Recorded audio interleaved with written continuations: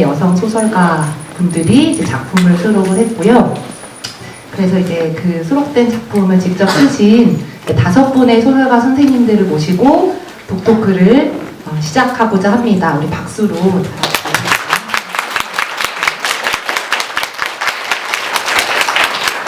감사합니다.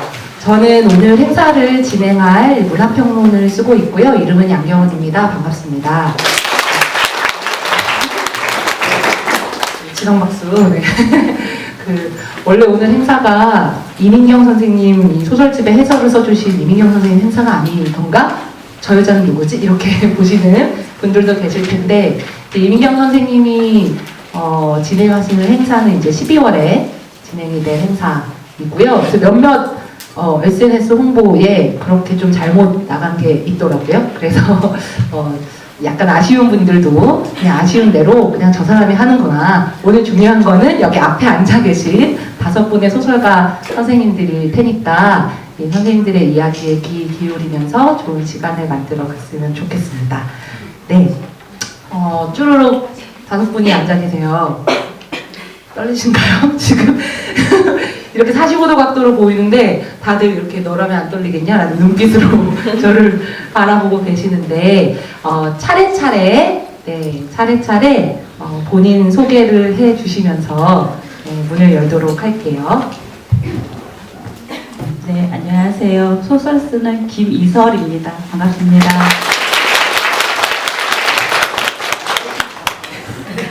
고병모입니다. 안녕하세요.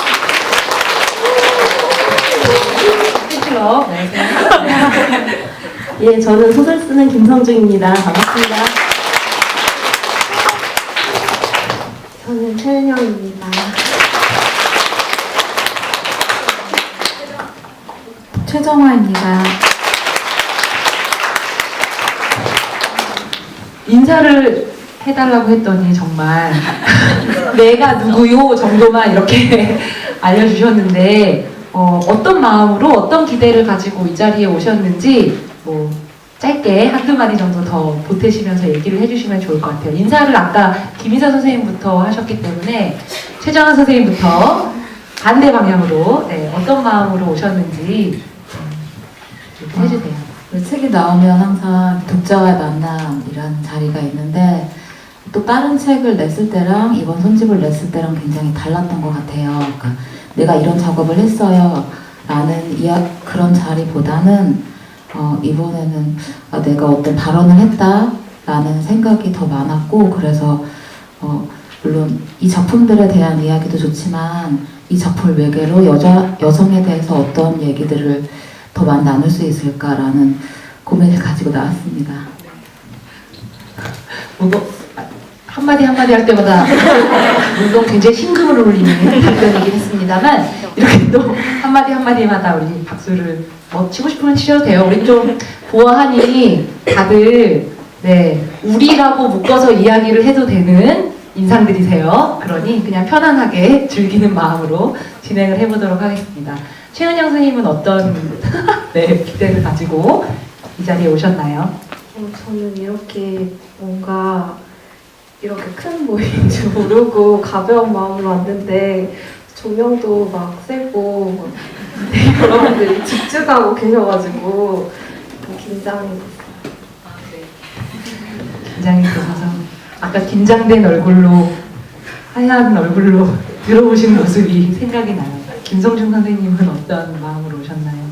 긴장이 된 이유가 저희 둘이 밥을 먹고 굉장히 좀 뛰어왔어요. 그래서 안녕하세요 김성중입니다 이렇게 되게 아이돌처럼 인사하게 될 줄 알고 먹고 지금 약간 얼어있는 상태입니다. 그리고 저는 긴장하면 말이 많아지는데 걱정입니다.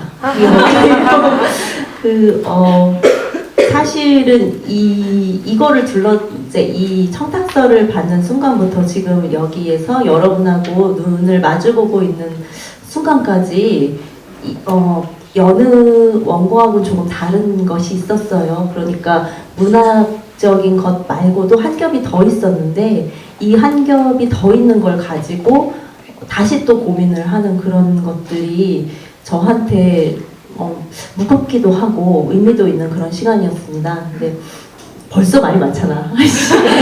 자 얘기하겠습니다. 네, 어렵네요. 어렵습니다. 네. 근데 얼지 않으셨을 때도 이런 모습이었던 것 같은데. 네. 네. 그래도 김선준 선생님이 얼면 얼수록 우리는 뭔가 전해드릴 이야기가 많아서 독자 입장에서는 좋은데요. 구병모 선생님은 어떤 마음으로 오셨어요? 네, 저 이렇게 큰 행사는 너무 오랜만이어서 얼었습니다. 이번에는 소설집에 참여해주신 작가님들과 함께여서 더욱 뜻깊은 자리이고 외롭지 않다고 생각을 했습니다. 그러니까 오늘 정확하게 말씀드리면 이제 북토크 시간이에요. 여러분이 읽어오신 또는 앞으로 읽으실 책들에 대해서 간단히 이제 낭독하고 이야기 나누는 그런 시간이 될 것 같은데, 이게 이제 저희가 뭔가 이제 대단한 걸 알아서 가르쳐 드릴 수 있는 그런 자리는 아니고, 실은 저희도 잘 모릅니다. 다만 이제 함께 알아가고 싶은 마음에 이 소설집 작업에 참여하게 됐습니다. 네, 박수 나왔어요. 네. 김희선 선생님도 이어서 말씀해 주세요. 구병모 작가님이 MC 욕심이 좀 있으신 것 같아요. 오늘 쫙 그 흐름을. 네. 저는 작품집에서 경련이라는 소설을 썼어요. 40대 여성의 이야기고요.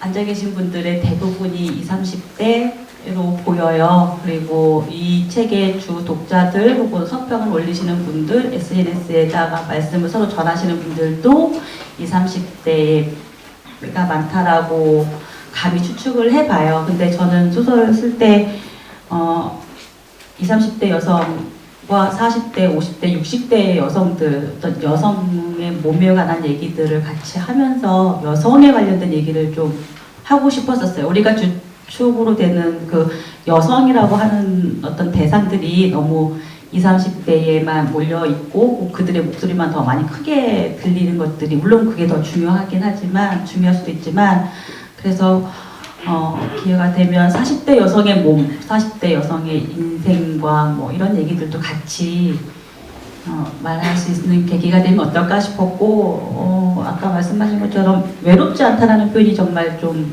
기분이 좋아요. 혼자가 아니어서도 그렇고, 이게 작가분들 다 같이 있어서 외롭지 않은 게 아니라 여러분들과 다 같이 있어서 외롭지 않은 느낌이 들어서 좀 뜻깊은 시작이라고 생각합니다.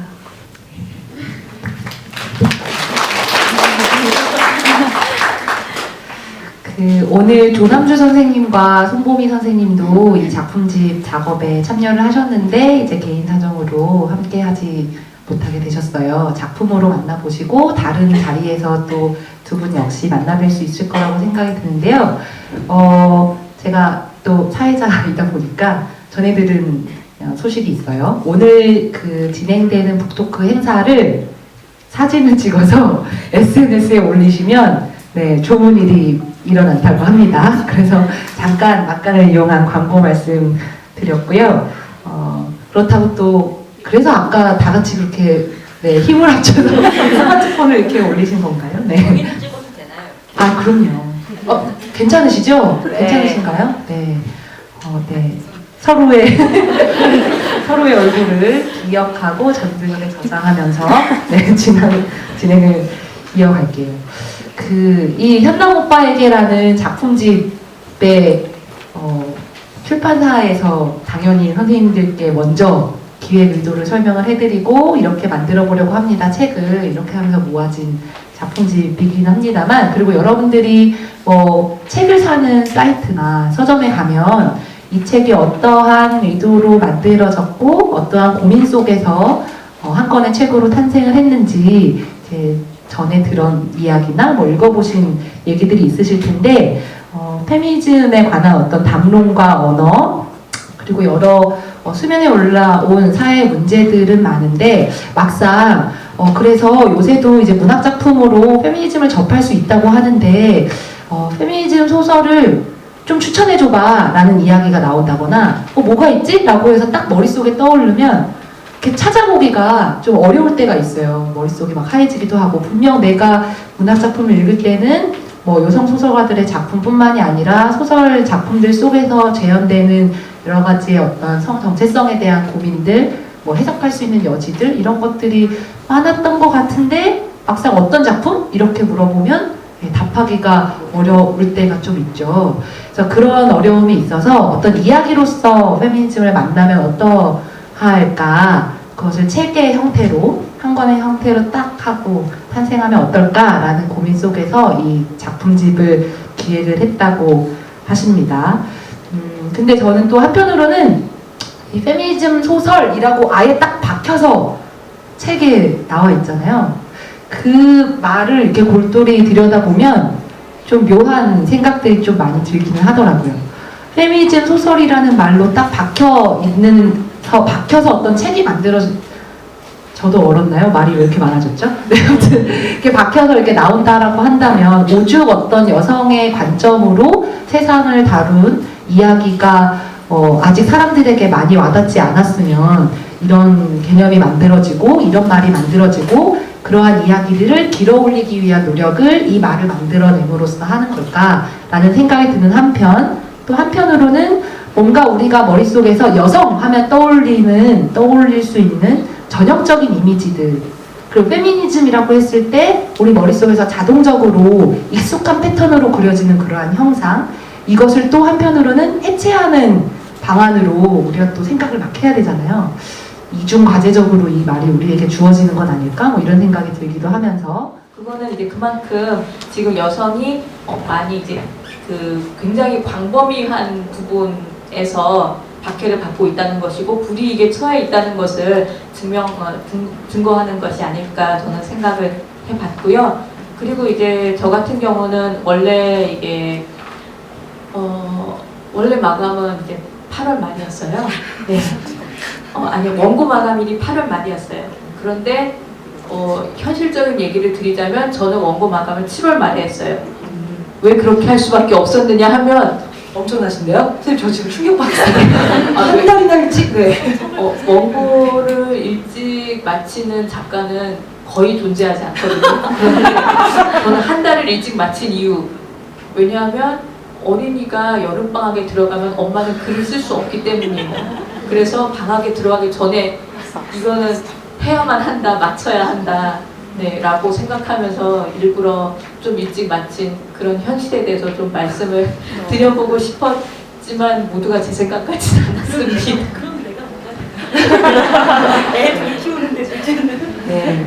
잠시 뒤에 여성 소설가에 대한 질문을 꼭 드려야겠다는 생각이 드네요. 구조로서의 젠더에 대한 사유를 하게 되었다라는 얘기로 들리기도 하고 그러는데, 최은영 선생님은 네, 먼 곳을 바라보고 있으셨지만 네, 소설이 쓰고 나서 어떠셨어요? 솔직한 소회? 네.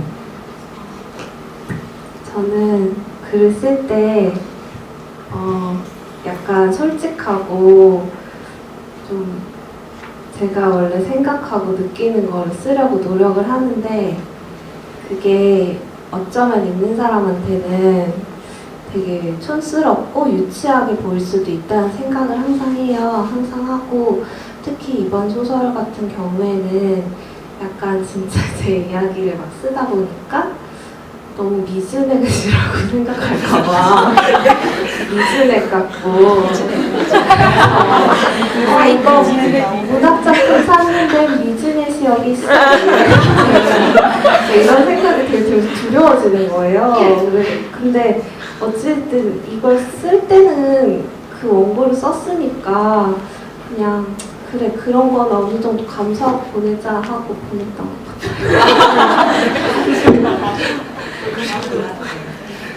아까 제가 잘 들은 게 맞나요? 잘하셨어요. 이렇게 네, 청중석에서 나온 얘기를 듣고 말았네요. 네. 최정 선생님은 어떠셨어요? 다 쓰고 나서 저 친구들한테 보여주는 편인데, 그래서 2명의 여자친구에게 소설을 보여주면서 이거 페미니즘 선집에 싣게 될 건데 좀 어떻게 읽었는지 얘기 좀 부탁해 라고 했고, 2 친구 다 이게 페미니즘 소설인지 라는 대답을 해줬어요.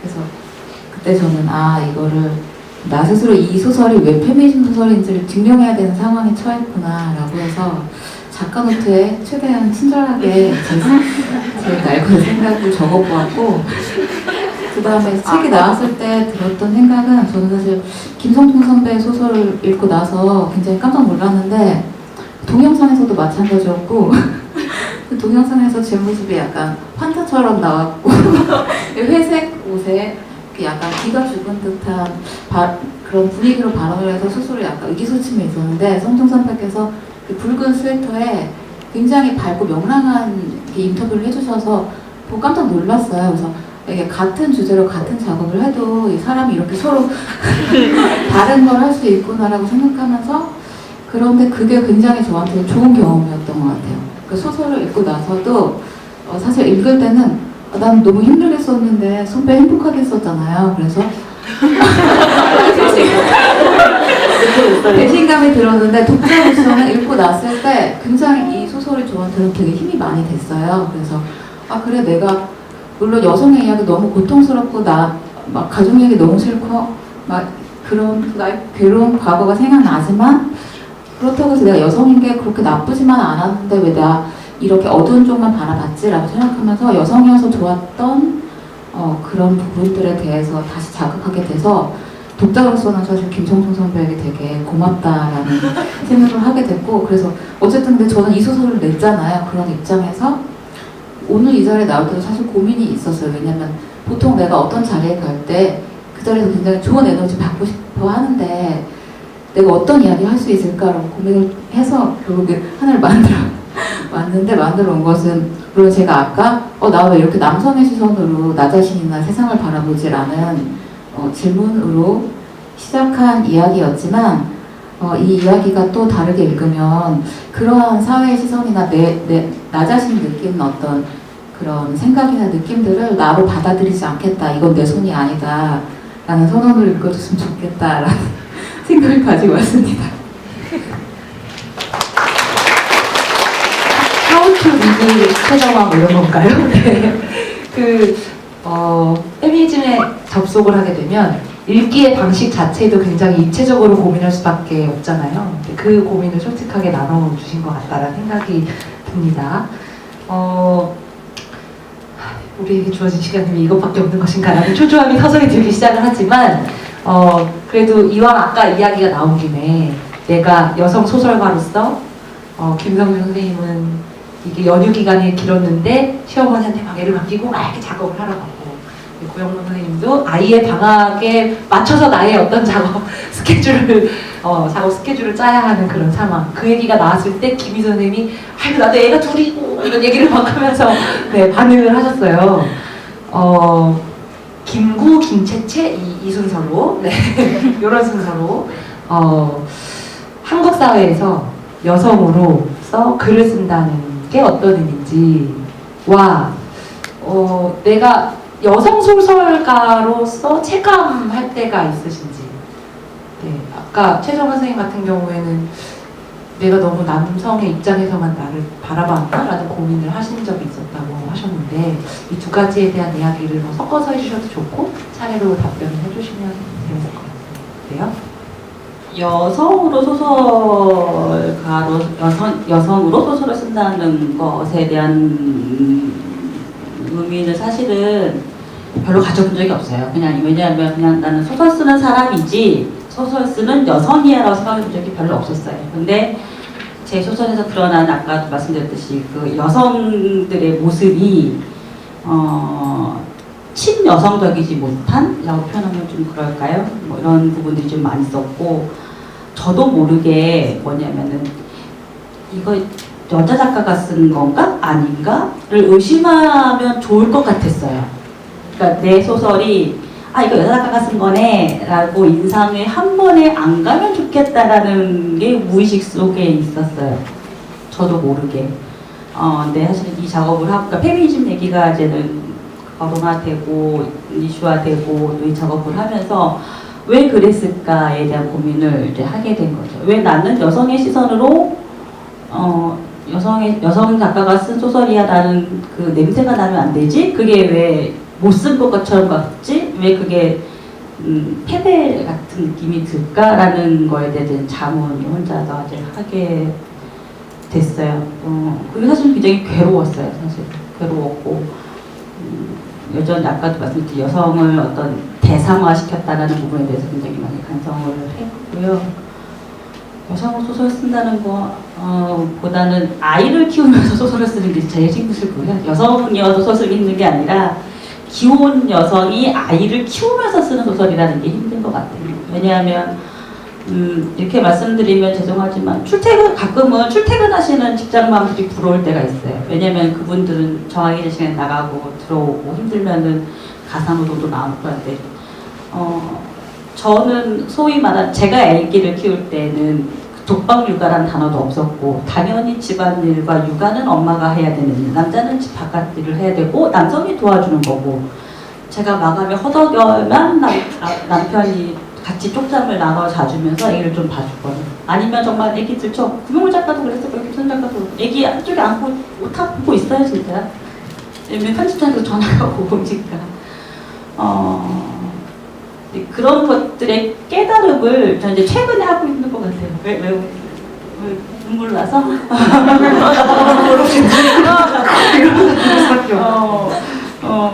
여성 소설을 쓴다는 것의 장점 하나는 여성의 몸이나 여성의 심리에 관련에 대해서는 잘 쓸 수 있을 것 같아요. 잘 쓰는 것 같아요. 근데 그래서 또 뭐 생각하냐면 남성에 대해서 잘 쓰고 싶은 욕심이 생기는 거예요. 그러니까 그것도 뭐냐면 여자 작가라는 냄새가 나고 싶지 않은 어떤 욕망이었던 거죠. 그러니까 나의 욕망이 김희설의 욕망이 아니라 남성의 시선을 가지고 있는 김희설의 욕망으로 소설이 표출되고 있었다는 것이 저는 최근에 깨닫고 뭔가 좀 다시 고민해야 할 지점이 아닐까라고 하고 있는 지점이에요. 네. 도경원 선생님 이어서 말씀해 주실 수 있으실까요? 네. 저희 경우는 처음에 등단 데뷔 당선했을 때 출판사에서 저한테 전화 거시고 나서 뒤돌아서 여자야. 네, 네, 당연히 그럴 수밖에 없었죠. 그런데 이제 네. 그 이후로도 이제 처음 만나보는 분들마다 어머 여자였어 이제 이러시니까 네. 이름이 주는 느낌 네, 때문인가요? 그렇습니다. 네. 네. 그게 좋았어요. 그게 문제인데 처음에는 제가 이제 여성이라는 거를 놀라워하시는 분들을 보면서 이제 잘 속였다 내지는 잘했어라고 생각을 했는 그런 생각을 할 때가 있었어요. 아 중성적인 느낌을 주는데 성공했나 보다. 네. 여성적인 이미지를 너무 강하게 주지 않는 데에 성공했나 보다라고 그런 생각을 했던 때가 있는데요. 예, 지금은 그렇게 생각을 안 하고요. 내가 왜 여성이라는 거를 감추려고 했을까? 뭐하러? 소설에서든 이름에서든 왜 처음에 그런 생각을 했을까를 이제 시간이 지나고 나니까 이제는 그런 생각이 들고, 네, 그래서 네, 어디에 가서도 네, 여성이라는 걸 숨기지 않고 제 소설에서 이제 여성적인 이야기가 나오는 거를 네, 더 이상 거기에 이제 개의치 않고. 저는 그때 어땠었냐면 가만히 보면 저는 남성적인 문체도 아니고 여성적인 문체도 아니고 중성이라기보다 무성적인 것 자체 쪽을 좋아했던 것 같아요. 그러니까 젠더가 너무 강하게 느껴지는 글이 조금 심리적으로, 그러니까 약간 거리가 있었나 봐요. 그러니까 사후적으로 이제 되짚어서 생각해 보면, 그런데 이제 그러면 나는 왜 그렇게 되었나? 이런 것들을 올리려 많이 생각하는 해였어요. 저의 언어라는 것은 저의 시각이잖아요. 그러면은 이제 이게 왜 나는 그러면 남자도 여자도 중성도 아닌 약간 무성적인, 그러니까 저한테 되게 자주 나오는 인물이 남자인데 별로 백수거나 뭐 약간 유해돼 있고 평범한 인간들, 혹은 여잔데 또 이렇게 남하고 좀 못 어울리고 좀 평범한 인간들. 그래서 제가 자꾸 환상소설을 많이 쓰게 되는데, 왜냐면 평범한 인간이 모험을 겪게 하려니까 뒤에 환상 배경을 자꾸 걸게 되고 이렇기는 하는데, 보면은 인물들 자체의 젠더가 되게 옅었단 말이에요. 그렇다고 하면은 저 자체도 그래야 자유롭게 이야기를 쓸 수 있을 거라고 생각했나 봐요. 그러니까 아까 검열 혹은 자기 반성이라는 말 같은 것들이 지금 나왔잖아요. 그러니까 여기에 대해서 그러니까 여자는 남자는 이런 것들이 강력하게 작동하니까 저 안에서나 저 바깥에서나 그러니까 인물을 좀 자유롭게 놓기 위해서 얘네들은 좀 말하자면 욕망도 였고 뭐 이런 식의 인물들이 많이 나왔던 거 아닌가. 저는 그래서 인간 아닌 것도 참 많이 나왔었고 물론 재밌어서 주물럭거리는 면도 있지만 무의식에 그런 게 있었던 것 같아요. 근데 이번에 올 1년 또 작년 이렇게 쭉 지내오면서 저도 그 자기 반성을 하게 되더라고요. 그러니까 어떤 의미에서 정면 응시를 피한 거 아니었을까? 그러니까 왜 그러니까 여자건 남자건 그러니까 여성적인 것이 세던 남성적인 것이 세던 그걸 왜 덜 자유라고 느꼈을까? 특히 여성성이 강하게 부상하는 주인공이 나오면 왠지 섬세해야 될 것 같고 이거 완전 편견이잖아요. 예, 근데 난 섬세한 걸 잘 못해 이러면서 근데 이런 식으로 사실 분화되어 있는 면들이 있었고요. 그런 것들에 대해서 그 뭐랄까 정면응시의 필요성 같은 것들을 많이 느꼈어요. 그래서 그러니까 어느 의미에서 회피도 조금 있지 않았을까? 그러면서 사실은 또 역시 그 반성과 배워가는 과정. 그러니까 그러니까 단추 색깔이 다른 것은 이제 언어와 그 다음에 시각에 대해서 여러 스펙트럼이 나온다는 건데 그런 의미에서 저의 반성은 그거였던 것 같아요. 나의 중성성이라는 것은 사실 회피된 정면 응시를 회피했던 면들 아니었을까? 뭐 그런 생각? 이거는 아마 또 많은 분들하고 또 저만 느낀 생각은 아닐 수도 있을 것 같은. 왜 옷도 약간 그렇게 입었고요. 생각해보면 지금은 글 쓰니까 작가니까 언어지만 대학교 때는 그렇게 후드티를 입고 그러니까 옷도 좀 그렇게 이렇게 이제 뭐 분홍색 이런 거 잘 안 입고 왜 그랬는지 모르겠어요. 생각해보면 맨날 배낭 메고 청바지 입고 후드티 입고 아직 남자같이 입는 것도 아니지만 어중뛰게 그러니까 이게 어떻게 보면 제 지향이었던 것 같은데 저라는 사람의 정체성을 이루는 그러니까 내면 속에 있는 모양새가 무성이거나 아이 같거나 아니면 중성이거나 이랬던 이유가 뭘까? 올해는 그 생각을 참 많이 했던 것 같습니다. 특히 제가 이제 엄마라는 과정을 통과하면서 그 생각이 점점 짙어지는 것 같아요. 결론은 안 났고. 좋습니다. 예, 끝나지 않는 이야기. 네, 이런 좋습니다. 이렇게 다른 작가님들이랑 같이 얘기하다 보니까 제가 얘기해야 된다는 거 까먹고 계속 듣고 있어요.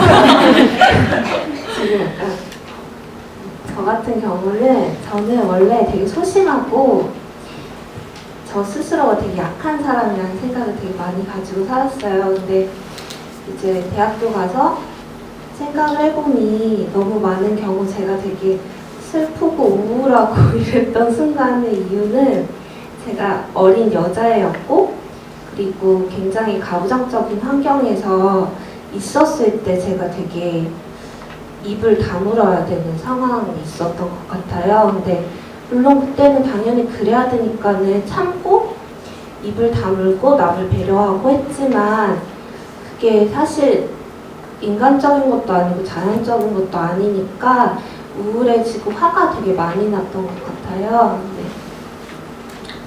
그래서 저한테 글쓰기는 되게 난 되게 약하고 강하지 못했다고 생각했지만 글을 쓸 때 내 언어를 가지고 얘기를 했을 때 사람들이 소설을 쓰기 전에 뭐 이렇게 제가 글 같은 걸 쓰면 너는 되게 글이 힘이 있다라고 이야기를 해줬어요. 너는 되게 필력이 있다. 소설 말고 그거 이제 논리적인 글을 쓸 때 너는 되게 너의 글에는 힘이 있어라고 얘기해줬는데 저는 그게 제가 살면서 들었던 얘기 중에 가장 힘이 되는 말이었어요. 왜냐하면 저는 항상 힘이 없다고 생각을 하면서 살았는데 나도 알고 보니 글을 쓰다 보니 내 목소리가 나오고 나도 생각이 있고 할 말이 있었어라는 걸 알게 된 것 같아요. 그래서 저한테 글쓰기는 항상 내가 가지고 있는 힘을 확인하는 거라고 해야 되나? 그런 거일 수도 있고 또 되게 너희 지금까지 나 엿먹였지 약간 이러면서 되게 복수하듯이 쓰는 것도 있어요. 솔직히 여기도 그 남자한테 몇 개 썼잖아요. 걔도 보겠죠?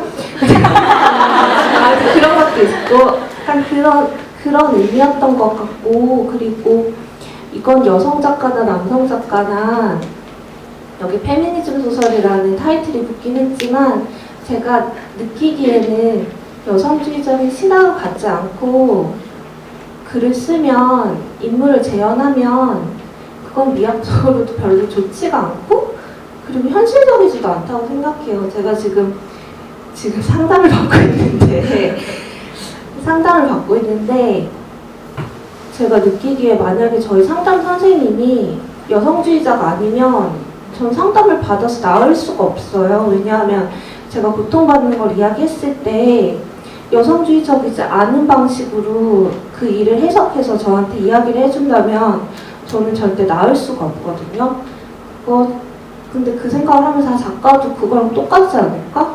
여성주의적인 시각이 없는 작가가 글을 썼을 때 그게 어떻게 다른 사람한테 통하고 같이 갈 수 있지? 라는 생각을 상담을 받으면서 하고 있는 겁니다.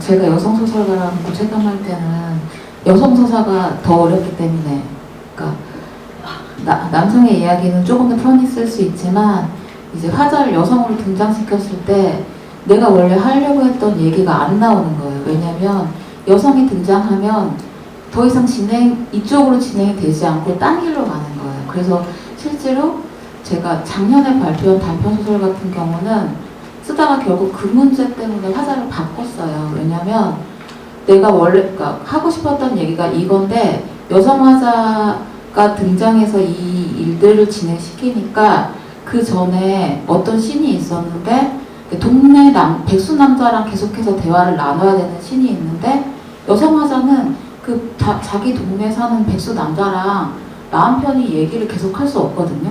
저 집에 들어갈 때 굉장히 두려워하면서 누구랑 마주치는 순간에 대해서 되게 힘들어하면서 들어가는데 동네 사람 이곳 남성인 어떤 존재와 맘 편하게 얘기하는 그 씬을 여성 화자가 감당 못하기 때문에 결국에는 남성 화자로 바꿔서 얘기를 완성하면서 사실 그게 또 어떤 부분에서는 타협이기도 하기 때문에 그게 되게 마음에 많이 남아서 그 얘기를 또 하고 싶었던 건 있는데 그런 식으로 또 제가 쓰진 않았지만 생각해보면 어떤 여성 주인공이 뭐 새벽에 바다를 어떤 자연을 만끽하면서 마음 놓고 걸을 수 있을까? 저는 그 씬을 쓸 수 없거든요. 왜냐면 나는 무서워서 바다를 자유롭게 거닐 수 없으니까.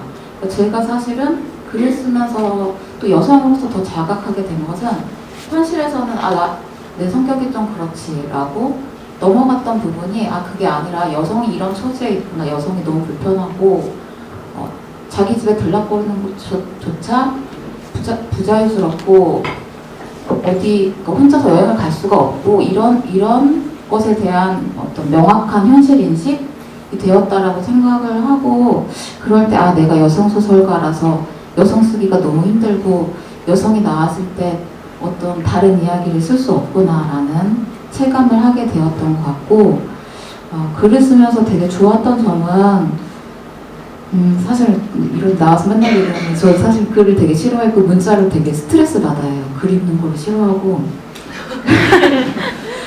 그래서 겨우겨우 읽고 하는데 사실은 저한테는 문자는 되게 편치 않은 도구였어요. 그리고 나랑 좀 맞지 않다는 생각 많이 했는데 사실 문자를 선택하게 된 건 어떤 환경적인 그러니까 문자는 이미 내가 깨쳤기 때문에 다른 교육을 더 받지 않아도 내가 뭔가 전달할 수 있는 가장 친숙한 도구여서 선택하게 된 거고 저는 사실 다른 예술 장르에 되게 관심이 많았었고 그쪽에 꿈을 갖고 있던 사람이었는데 최근에 내가 글을 쓰는 것이 되게 감사하다라는 생각을 하게 된 거는 글의 힘 때문인 것 같고 어떠한 상황에서 굉장히 혼란스러워하거나 힘들어할 때 그것을 문장으로 썼을 때 내가 거기서 굉장히 벗어나고 상황을 정확하게 인지하고 더 나은 인간이 되어 간다라는 경험을 몇 차례 하면서 최근에는 원래는 싫어했지만 글 쓴 게 잘 된 걸 수도 있고 내가 글을 써서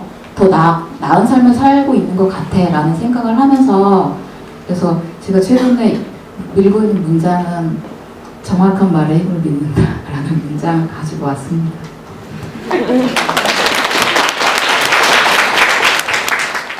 거스룩한 아들들만 피해본다니까 내가 그래서 세훈이 얘기 듣고 가슴이 철렁했잖아요. 언니가 얼마나 속상할지 아니까.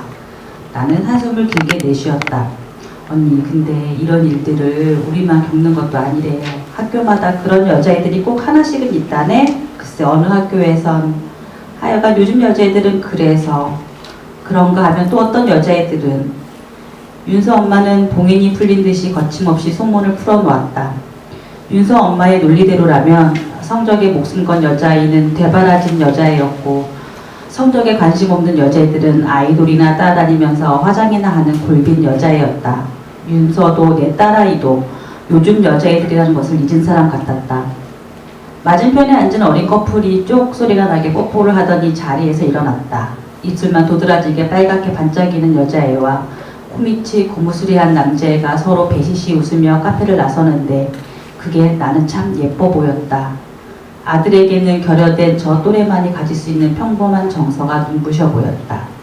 쟤들 부모는 자기 자식이 저러고 다니는 거 모르겠죠? 나는 윤서 엄마와 상의를 하고 싶었다. 세훈이 같은 아이와 한반이라는 걸 불쾌해할 여자아이들이 염려되었기 때문이다. 아이들이든 엄마들이든 사과를 요구하면 기꺼이 할 생각이었다. 이런 일이 다시 불거지지 않도록 단속시키겠다고 몇 번이고 고개를 숙일 수도 있었다. 반성할 줄 모르는 아들 대신 엄마인 나라도 진심을 보여야 할 것 같았다. 그러나 윤서 엄마는 이런 내 심정을 이해해줄 사람은 아닌 것 같았다. 윤서 엄마도 나와 다르게 세상을 보는 사람이었던 것이다.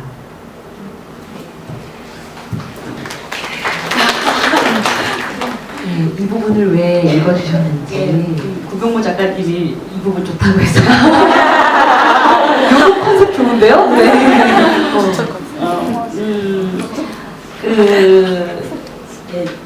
저는 남매로 자랐어요. 저는 남동생이 있고 저는 자매를 이제 키우고 있는데 저희 부모님은 끊임없이 저와 남동생을 키우면서 나는 아들이라고 딸이라고 차별한 적이 없다라고 이제 키우셨어요. 제가 생각해도 그렇게 컸던 것 같아요. 근데 나이가 들어서 보니까 뭔가 좀 달라요. 저는 극장도 못 다녔는데 저희 남동생은 극장 갈 때 아빠가 햄버거밥을 주시는 거예요.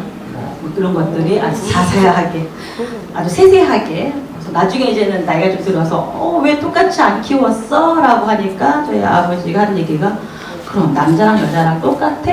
라고 하셨어요. 저희 아버지가 어떤 그냥 평범한 그 세대의 아버지세요. 사실 저는 저의 문학적인 기질을 저희 아버지한테 굉장히 많이 받아서 제가 굉장히 존경하시는 분이기도 하지만 그 세대의 아주 평범한 마인드인 거예요. 그거는 어쩔 수 없다라고 생각을 하는. 그런데 70년대 생인, 80년대 생인 엄마들도 똑같이 그렇게 살고 있어요. 아직도. 뭐 그런 얘기들. 제가 딸아이를 이제 둘을 키우면서 딸아이가 학교에서 벌어지는, 초등학교에서 벌어지는 어떤 성희롱, 여성 혐오에 관련된 일들을 겪어오고 그거를 엄마로서 대처를 하거나 해결을 해야 되는 부분들, 그리고 선생님과 상의해서 이 부분을 헤쳐나가야 하는 부분들을 자주 겪어요. 저희 딸이 이제 오죽하면 어떤 말을 듣냐면 같은 반 남자애한테 그놈의 여자, 또 여자 얘기냐? 이렇게 듣는다는 거죠. 실례지만 몇 학년? 6학년인데 저희 이제 아이는 저랑 얘기를 많이 하면서 젠더의식이라는 것도 있고 이제 뭐 페미니즘 관련된 얘기들도 많이 듣고 해서 이제 얘기를 해서 이제 그러겠죠. 근데 리뷰 같은 것들도 보고 주변에서 보면 이상하게 아들들에게는 좀 너그럽고 딸에게는 야박하고 뭐 이런 얘기들을 하던 부분들을 보여주고 싶었어요. 근데 결국 소설에서는 이 엄마가 아무런 사실은 해결을 짓지는 않아요. 그 해결을 짓기 위해서 아까 얘기했던 그 윤서 엄마라는 엄마와 만나서 같이 상의를 하고 싶어 했지만 결국 그 윤서 엄마도 세상 나와 다른 세상 여러 다수의 편에 있는 사람이어서 어떤 절망감을 느끼는 그런 장면을 한번 말해보고 싶었어요. 네. 극장 갈 때 햄버거 값 너무 중요하잖아요. 네. 결코 세세한 것이 아니에요. 근데 저는 부모님 허락을 받고 극장을 가본 적이 없어요. 왜냐면은 여자애들이 어떻게 극장을 가니까 어두운 데라고 키우셨어요. 아 그래요? 물론 몰래 갔지만 저희 부모님은 그게 딸아이를 보호하고 안전하게 키우는 거다라고 생각을 하셨어요. 여기 소설 속에 나오는 장면들처럼. 여기 소설 속에 나가 어떠한 해결을 보이진 않는다라고 말씀을 하셨지만, 그 지금 책을 가지고 계신 분들은 이렇게 보시겠지만, 그 윤서 엄마가 이야기를 할 때 말줄임표가 나오잖아요. 뭐 어느 학교에선 하여간 요즘에 여자애들은 그래서 점점점점점점점. 근데 이게 이 사람의 이 말줄임표가 이 소설 속에 나가 그 이야기를 딱 들었을 때 확 내게 들어오는 게 아니라 이렇게 오히려 멀어지고 내가 어떤 중심을 잡고 생각하는 듯한 그런 모습으로 장면이 그려지거든요. 어떤 꼭 해결 지점을 보이는 그런 인물은 아니지만 그런 중심을 잡고 생각을 하려는, 왜 저 사람이 저런 이야기를 하는 것일까 고민을 하는 인물이지 않나라는 생각이 들어서 좀 매력적인 나로 다가온 그랬답니다. 이어서 또 우리 낭독을 좀 청해 보려고 하는데요. 이번에는 최정화 선생님, 그리고 구병모 선생님, 그리고 마지막에 김형중 선생님 차례로 낭독을 들어보려고 합니다. 최정화 선생님은 모든 것을 제자리에라는 작품에서 어떤 부분을 읽어주실까요? 151페이지 마지막 문단부터 끝까지 읽을게요. 내 오른손, 그것은 분명히 내 몸에 딸려 있었으나 더 이상 나 자신에게 속한 육체가 아니었다. 사진기를 든 손의 갈색 얼룩이 작은 동물의 배설물의 흔적을 닮은 그 얼룩들이 보이지 않았다. 그것은 습진을 앓는 손이 아니었다. 그 손은 군데군데 흉터와 상처가 많고 검게 그을린 내 손이 아니었다. 그 손은 새하얗고 상처 하나 없이 매끄러우며 손톱을 바싹 깎아 끝이 뭉툭한 손이었다. 내 손보다 3cm 정도는 더 길었고 마디가 굵은 손가락 역시 내 손과는 거리가 멀었다. 그것은 내 손이 놓여 있어야 할 자리에 잘못 놓인 다른 사람의 손이었다.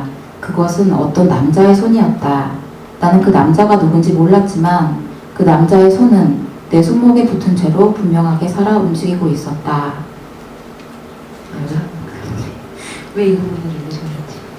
아까 말씀드린 것처럼 이 부분에 독해에 약간 오해의 여지가 있을 수 있는데, 그것은 세상이 나에게 알려준 여성에 대한 편견을 나로 받아들이지 않겠다라는 선언으로 점지기 위해서 읽었습니다. 감사합니다. 이어서 구병모 선생님 낭독해 주시겠어요? 네, 저는 이제 문장이 좀 길다 보니까 이제 낭독할 부분도 좀 길어서요. 중간에 이제 살짝 이제 생략하고 중요한 데만 읽도록 할 건데요. 236쪽 중간부터 237쪽 중간까지 좀 발췌를 하겠습니다.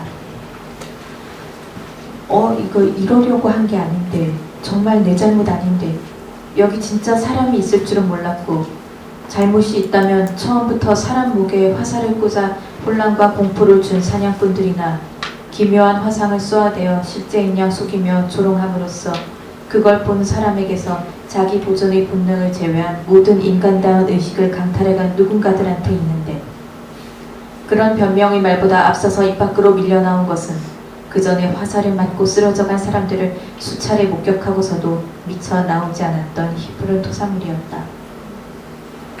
입으로 들어오는 눈물과 콧물에 짠맛 대신 쓴맛이 고였다. 그렇게 문질러도 꿈쩍하지 않았던 화장이 이제와 조금씩 지워지는가. 거울이 없으니 확인하기 어려우나 표는 손등으로 제 얼굴을 문질러보고 검정색 아이라인과 와인색 치크 섀도가 조금씩 묻어나오는 걸 알았다. 설마 하고 잡아당겨본 옷은 역시 벗겨지거나 찢어지지 않았다. 그런 편리한 일이 생길 리 없었다. 이를테면 얕은 수로 소가죽을 뒤집어 썼다가 그것이 벗겨지지 않아 그대로 소가 되는 바람에 채찍을 맞으며 밭을 갈던 한량이 뒤늦게 참회의 눈물을 흘리자 소가죽이 매미 허물처럼 떨어져 나가는 그런 일은 일어나지 않았다. 뒷축을 잡아당겨본 구두 역시 꿈쩍도 하지 않았고 표는 여전히 2개의 달 위를 걷는 중이었다. 자신의 것 아닌 신의 발을 꿰기 전에는, 영원한 타인의 옷을 입어보기 전에는 결코 알 수 없었던 감각들이 표의 온몸을 타고 흘렀다.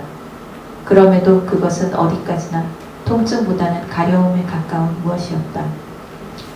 이 부분은요, 그러니까 지금 계속 이제 이 친구가 계속 나 잘못 없는데, 나 잘못하지 않았는데 라고 반복을 하는 이 소설 처음에 그냥 이제 단순하게 보시기엔 남자들에게 복수하는 이야기구나, 네, 남성들을 처단하는 게 주제인가 보다 생각하실 수 있을 법한 그런 내용들로 이루어져 있습니다. 이 소설 속에서 이 주인공은 별로 큰 잘못을 안 하는 것처럼 보여요. 낭독 대목에서 이 친구가 몇 번이나 난 잘못 안 했는데 이렇게 말하거든요. 나는 남 일에 신경을 안 쓰고 그냥 나 개인주의적으로 산 거밖에 없는데 그럼 이 친구는 왜 억울하게 죽을까? 이건 스포지만 이 친구는 왜 억울하게 죽을까? 그 얘기는 뭐냐면 지금까지 여성이 그거보다도 훨씬 더 억울한 상황에서 계속 죽어왔다는 거거든요. 역사 속에서든 허구의 각종 이야기, 영화 속에서든 그걸 조금 알아줬으면 좋겠어서, 그러니까 입장을 한 번만이라도 바꿔놓고 생각해줬으면 좋겠어서, 그러니까 이제 복수가 주요 목적이 된다기보다는 여성이 지금까지 이래 왔었다는 점, 아주 작은 국면을 제시하는 그런 대목이었습니다. 네. 본인에겐 죄가 없다라고 막 내빼지만 사실은 구조적으로 쌓여있는 부정에 동조해왔던 그런 적은 없는가라는 부분들을 질문하게 하는 대목이었던 것 같아요. 제가 오늘 학교에서 수업을 듣다가 교수님께서 이런 말씀을 하셨어요. 미러링 얘기를 하면서 그 수업이 문학과 젠더 이런 수업이었는데 남자 교수님이셨어요. 그분이 나는 요즘 미러링이라는 걸 보면 왜 이렇게 안타까운지 모르겠다. 그렇게 자기 자신을 망쳐가면서까지 복수를 한다는 게 남들에게 통할 거라고 생각하는 게 난 너무 순진하다고 생각해, 이러시더라고요. 그래서 제가 오늘 기차를 타고 서울에 오면서 한참을 생각을 했어요. 미러링이라는 게 단순히 복수일까? 그러면서 구병호 작가님 소설을 한 번 더 읽어봤는데 그 미러링이라는 게 복수가 아니라 아까 구병호 작가님이 말씀하셨듯이 입장을 바꿔 생각해 주길 바라는 이런 거라고 생각을 했어요. 그래서 이 소설에도 보면 중간에 그 사냥꾼들에게 사냥당하는 사람들을 위해서 음식을 놔주는 어떤 사람이 나오잖아요. 홀로그램이 아닌 진짜 사람이. 그래서 그 사람이 자기는 이런 상호 파괴적인 게임에 동의하지 않는다? 이렇게 얘기를 하는데 그러니까 그 사람은 이런 미러링, 여성이 남성을 사냥하는 이런 상황에 동의를 하지 않는 사람인 거죠. 그리고 다른 화살을 들고 있는 여성들은 이런 미러링에 동의하는 여성들인데 저는 이 책을 읽으면서 구병호 작가님이 미러링에 동의를 하든 미러링에 동의하지 않든 그 두 가지 양상의 그런 여성의 모습을 전부 부정하고 있지 않다고 생각을 했거든요. 그래서 이런 미러링에 대해서 최근에도 또 얘기가 많잖아요. 미러링은 한계가 있고 더 이상 미러링이 유효하지 않다 이런 얘기도 나오는데 그거에 대해서 어떻게 생각하시는지 작가님 개인의 의견도 궁금하고요.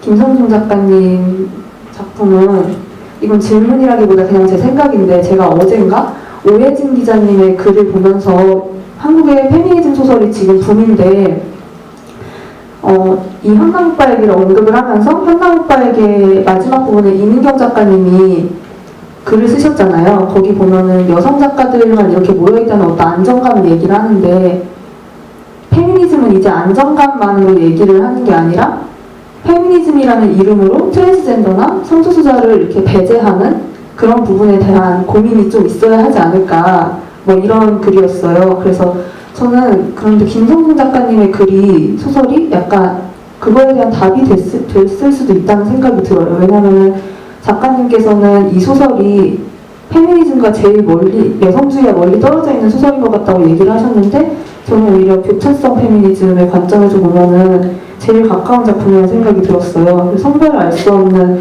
화성의 아이와 라이카 그리고 3, 4, 5곡 같은 이런 것들을 통해서 뭔가 젠더의 경계를 허무는 그런 느낌도 들었고요. 그래서 저는 그런 의미에서 굉장히 좋게 봤던 것 같습니다. 구병호 선생님이 답변해 주시면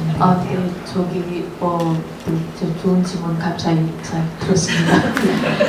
미러링, 그러니까 이 소설이 형식적으로 봤을 때 미러링으로 보일 수 있을 것 같아요.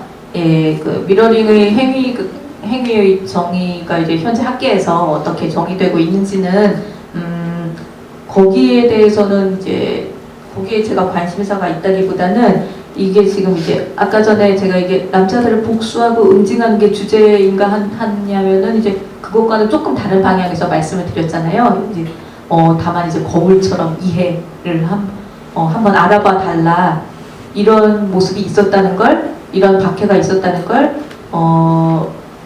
지나치지 말고 봐달라 하는 그런 의미 정도가 있었던 것 같은데, 그런 알아달라 하는 거를 나타내는 데 있어서 묘사 방식이 미러링이라는 거는 다소 과하지 않은가, 이런 의견이 분명 있을 수 있을 것 같아요. 네. 실제로 이제 과한 묘사들이 있겠죠. 네.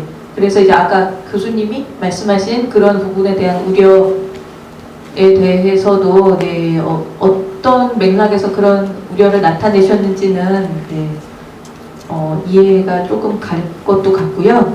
그런데 이제 제가 생각하는 거는, 제가 생각하는 문학이라는 게요. 그러니까 문학은 언제나 우리가 누구나 수긍할 수 있는 안전하고 편안하고 그런 언어로 부드럽게 나타내지는 게 아니라, 문학은 안전한 폴리스 라인 안쪽에서 벌어지는 일이 아니라 월담을 해서 충격을 주고 이 세계를 둘러쌌던 어떤 이제 단단한 이제 도자기 같은 세계를 깨뜨리는 데에 의의가 있지 않을까, 저는 그렇게 생각을 했습니다. 그 과정에서 필연적으로 불편이나 불쾌감 같은 것이 따라올 수 있습니다. 네. 불편, 불쾌, 그거를 이제 마땅히 감당해야 된다, 사실 이거는 불가능하고요. 그냥 필연적으로 발생할 수밖에 없는 어떤 행위의 잔여물 같은 거라고 저는 생각을 해요. 우리가 뭐든 간에 행위를 하고 지나간 자리는 그 자리 깨끗하지 않거든요. 항상 어떤 흔적이 남고 생채기가 남아요. 그런 생채기나 보풀 같은 것들이, 흔적과 보풀과 생채기가 모여서 더 나은 미래를 조금씩 도모하는 방향으로 갈 수 있지 않을까 생각을 했고요.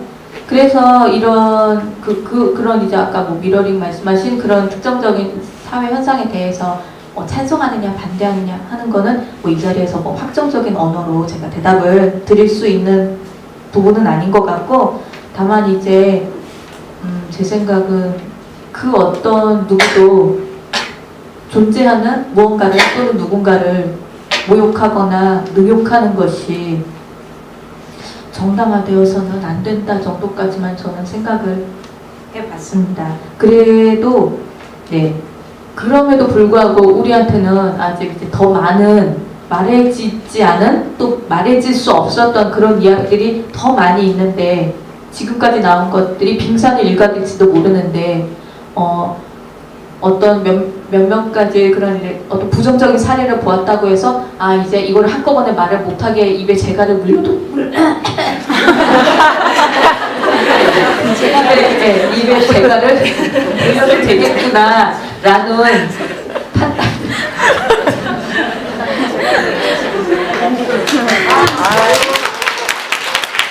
누구도 그런 판단은 함부로 내릴 수 없다고 말씀을 드리겠습니다. 네.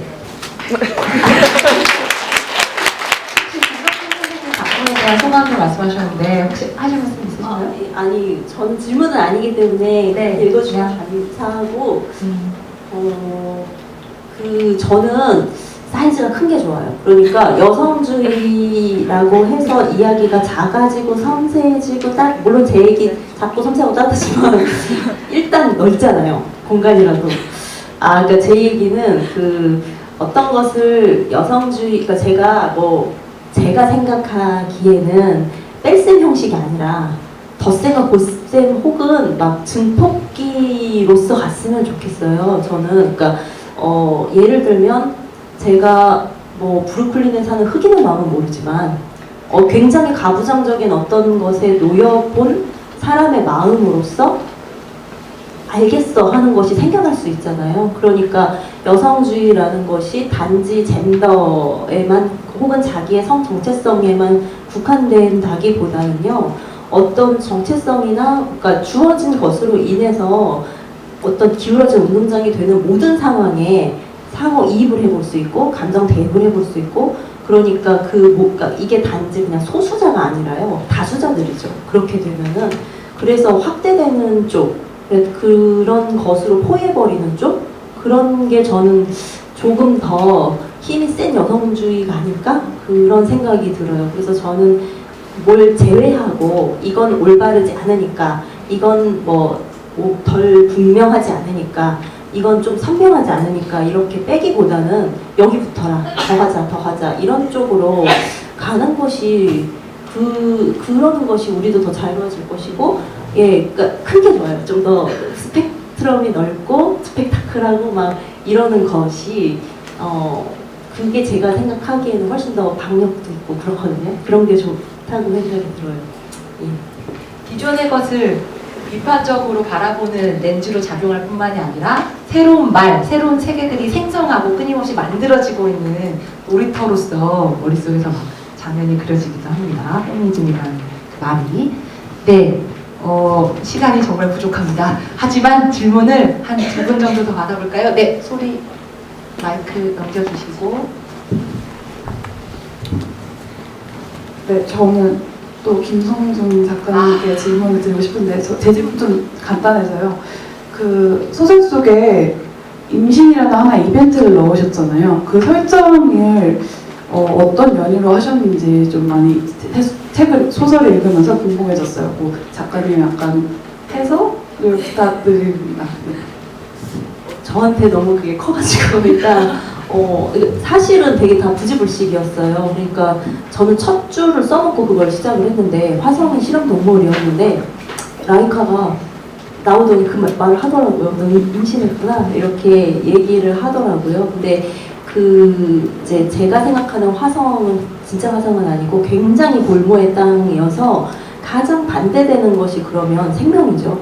그래서 생명이 오고 있다라는 것으로 생각하고 싶었고요. 그리고 보다 이제 그러니까 어떤 의도라기보다는 저절로 지들끼리 붙은 건데 이제 그 세 명의 인물 간의 유대감 같은 것에서 라이카는 암컷이었고 걔가 하나씩 밝혀지죠. 그러니까 뭐 과거에 소비에트 시절에 어쩌고 저쩌고도 있지만 왜 이렇게 그럴 때 있어요. 그냥 그 아이를 낳고 보니까 좀 신기해요. 진짜 신기해요. 많은 사람들이 이걸 했잖아요.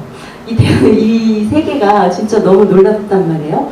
그래서 그냥 저절로 이렇게 말이 통하는 세계가 되게 많아졌어요. 그러니까 이른바 맘들끼리.